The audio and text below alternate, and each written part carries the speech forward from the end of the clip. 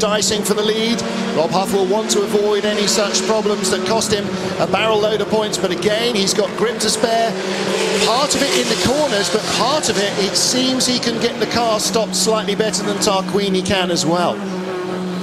Alexei Dudicalo has yet to come in and serve his drive-through penalty. That will elevate Norbert Mikulis a little further up. Again, look, bone dry line here, so the slick's working well. You can, you know, you go through a little patch of water there, but you've got a good run up to corner 4. It's time is against Norbert Mikulis, and do you know what? Actually, the car may not be very healthy either, having had such a whack, so it may not be going as quickly as it could. But last lap was a 2:21 for him. He's done a 2:18 as Huff again attacks Tarquini. He's now gone from 9 seconds slower than the leader to 5 seconds slower than the leader in 1 lap. I wonder whether the BMW might actually come into its own a little bit. I know they are struggling with tyre wear on the rear end, but if they're taking it really easily here, it may sort of inadvertently preserve the rear tyres while the front wheel drives don't have an option. Well, that might be the battle that proves that, as we see Montero has sneaked in front of Nukia. That was on the run out of corner 5 up to 6. He's moved up into 6th position, but Coronel was only 0.3 of a second in front at the line. That's more like 6, 7, 8 of a second. Maybe this lap by Coronel will be the tipping point for the BMW, and Huff starting to push now. Muller's gone, so Huff's not going to catch him, but Rob wants second place. He's got the grip to try and take it. Gabrielli almost keeps the door closed. No, he's drifting out wide. Can Rob cut back? Will he go to the right-hand side?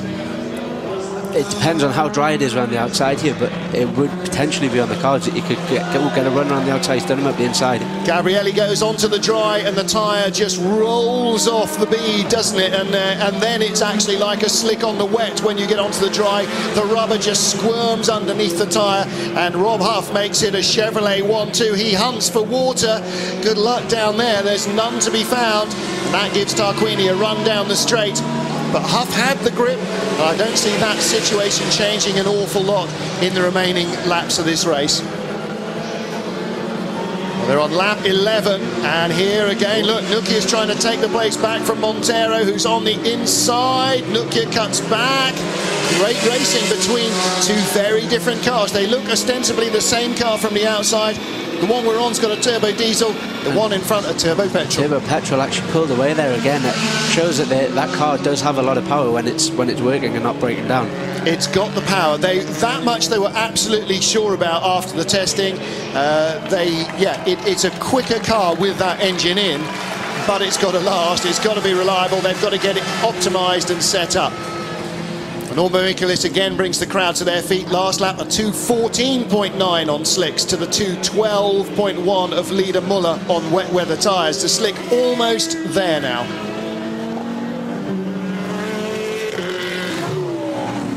Muller and Huff, first and second for Chevrolet as we look at the battle. 7th position is Thiago Montero again behind Mikel Nukia, so that has changed again since the line. Nukia just about got his nose in front. And there's Robert Dahlgren, wet weather tyres on the Volvo in 4th place. Tom Coronel in the BMW, also on wets, in 5th position. I don't think, starting on the front row or restarting in 2nd place, I don't think he gambled on wets on the grid. That seems a little unlikely, but he may find... Oh, look, Dahlgren, mirror, mirror, mirror.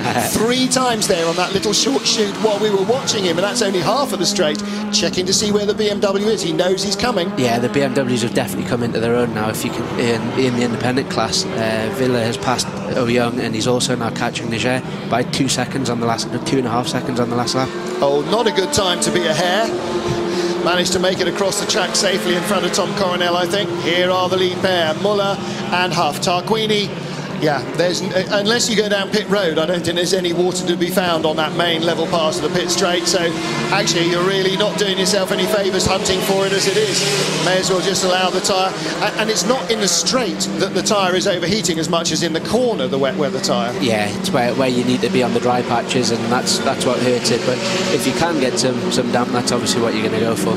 Drive-through penalty has been announced for Robert Dahlgren. He had contact with 2 cars early on in the race, and I think perhaps the second with Pepe Oriola was the straw that broke the camel's back, and the Polestar driver will have to come in through a drive-through penalty. The team looking a little bit disappointed, as you might expect. Robert Dahlgren currently in 4th, being caught fast by Tom Coronel. Full second quicker on the last lap, Coronel, than Dahlgren. So he is reeling him in, and Coronel in 5th place at the moment, but that will become 4th.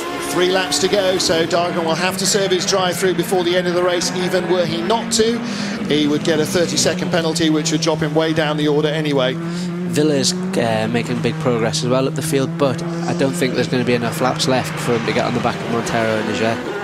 Well, that's true. He's 6 seconds behind them.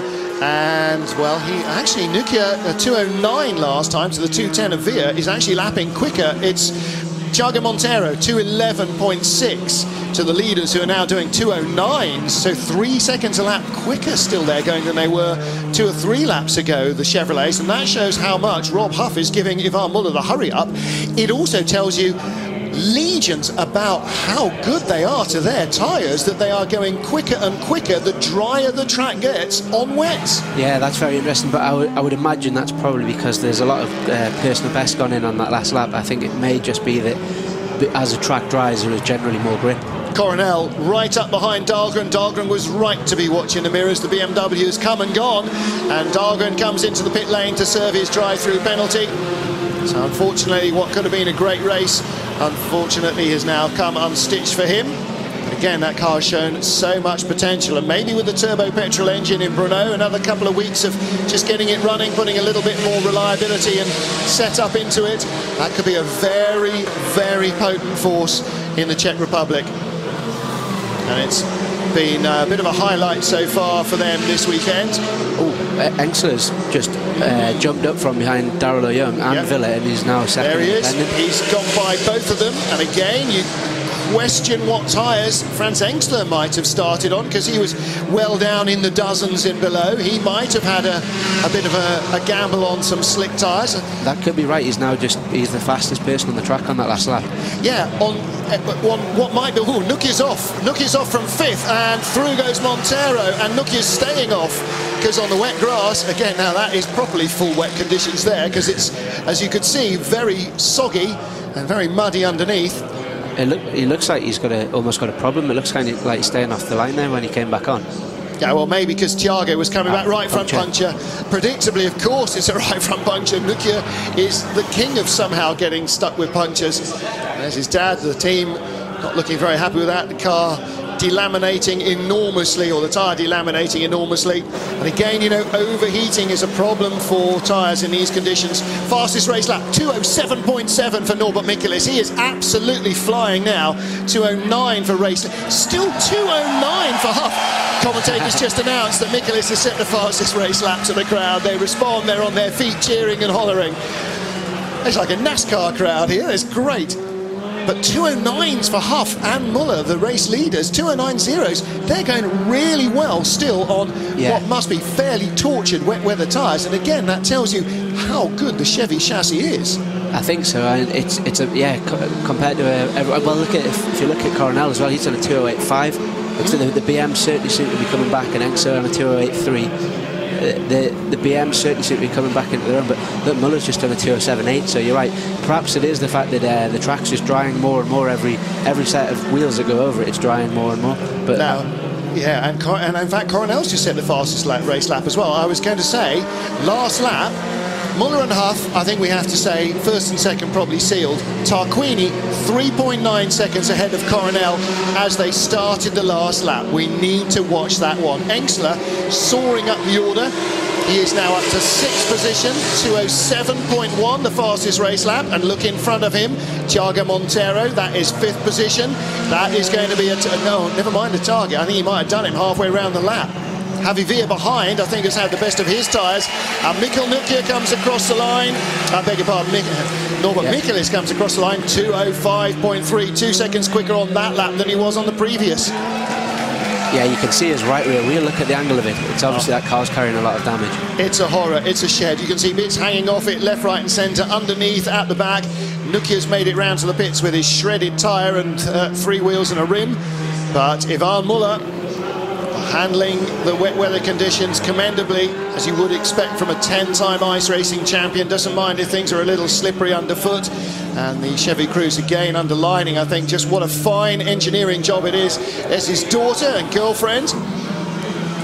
you can see the cars actually moving around on the blocks on the tyre. They're wet. Yeah. There's going to be a lot of knackered wets out there at the end of this. You can see it wriggling, can't you, as he brakes there? The nose just moving left and right. And again here, watch closely the front of the cars. Not quite so exaggerated there, not quite such a heavy braking. But last couple of corners, Ivan Muller is going to win his 15th FIA World Touring Car race here. And for Muller, that will be the first of the season. Rob Huff, Alan Menu and Gabriele Tarquini have won so far, and now Muller adds himself to that list. So he wins race 2 from Rob Huff. So Rob Huff, 2 12th position starts. Where did he finish in race 1? 4th place? Yeah. Race finished 2nd here. Oh, an Engstler lunge there at Montero, and he's coming back at him. And as they race to the line, he might just have enough grip for the overlap. Montero's turbo engine. Ooh, yeah, I think Montero had it. Just has it by a 75 thousandths of a second margin. Wow. I think Rob Huff will be delighted with this weekend the way it's gone after qualifying. It's real damage limitation. Absolutely right, absolutely right. Dug deep when he needed to and didn't allow all the stress to get to him. And Norbert Michaelis is in sight. Across the line he comes, and he finishes in 15th position. Although, actually, Mikkel Nukia and Alexei Dudicalo are still on the screen in front of him, and we know that Nukia is in the pit lane, so maybe Michaelis lost a lap. Yes, I think he might have done, along with Mehdi Benani. So I think actually they were a lap behind as well as all that time. But Michaelis, fastest race lap, 2 minutes 4.0. He definitely did have slick tyres on, didn't he? And why not? Unfortunately, if the car had been straighter, then he might have had an awful lot more chance to improve. Well, Ivan Muller and Rob Huff, 1-2 for Chevrolet. And Gabriele Tarquini clinging on, 3rd place. What a good result for the Seat driver. Coronel in 4th, Thiago Montero in 5th, and top Yokohama trophy driver Franz Engstler in 6th position, ahead of rivals Javi Veer and Daryl Young, 8th place on the grid. So not sure whether he gambled on slick tyres as well in his car. Actually, possibly it looked like he might not have done.